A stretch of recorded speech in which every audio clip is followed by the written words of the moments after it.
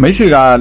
laptop ဝယ်မယ်ဆိုလို့ရှိရင်တခြားအချက်တွေနားမလည်နေပါအခုကျွန်တော်ပြောတဲ့တစ်ချက်ကိုသိတာနဲ့ရင်မိတ်ဆွေတဲ့အဆင်ပြေပါပြီဘာအချက်လေးလဲဆိုတော့တစ်ချက်လောက်ကြည့်ကြည့်လိုက်ပါမိတ်ဆွေတို့ကိုကျွန်တော်ဒီနေ့အရန်အရေးကြီးတဲ့ knowledge sharing လေးတစ်ချက်ပြပေးမယ်ပေါ့နော်ကွန်ပျူတာဝယ်တဲ့အချိန်မှာ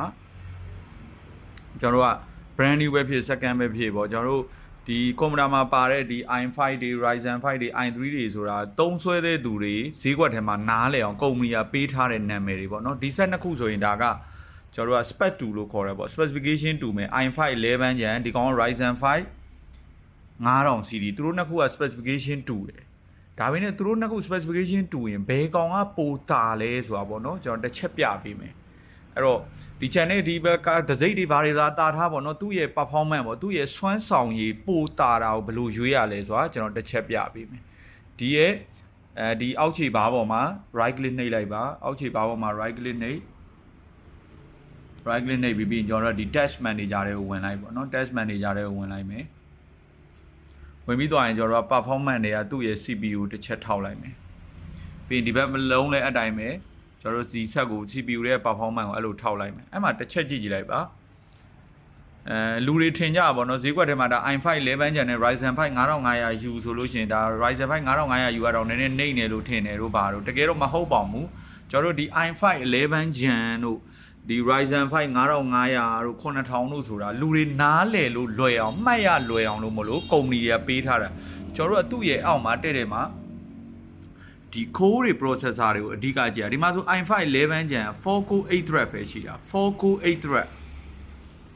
ဒီမှာဆိုရင်6 core 12 thread ရှိတယ်အဲ့တော့ကျွန်တော် Google မှာပဲရိုက် AI မှာပဲရိုက်သူ့ရဲ့သက်ဆိုင်ရာပေါ့ကျွန်တော် AutoCAD အတွက်ဥပမာ SolidWorks အတွက်ဒီမြေပုံဒီဇိုင်းတွေဆွဲဖို့တခုခုပေါ့နော်ကွန်ပျူတာအတွက် system requirement တောင်းလို့ရှိရင်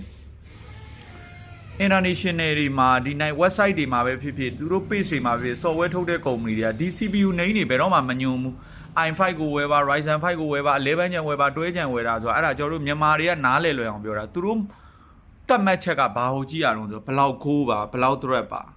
ဘယ်လောက်ခိုးဘယ်လောက် thread ဆိုတာအဲ့တော့ခိုးများလေဒီ processor များလေသူ့ရဲ့ performance ကပိုကောင်းလေပေါ့ generation မြင့်သွားတာနဲ့တပြိုင်တည်း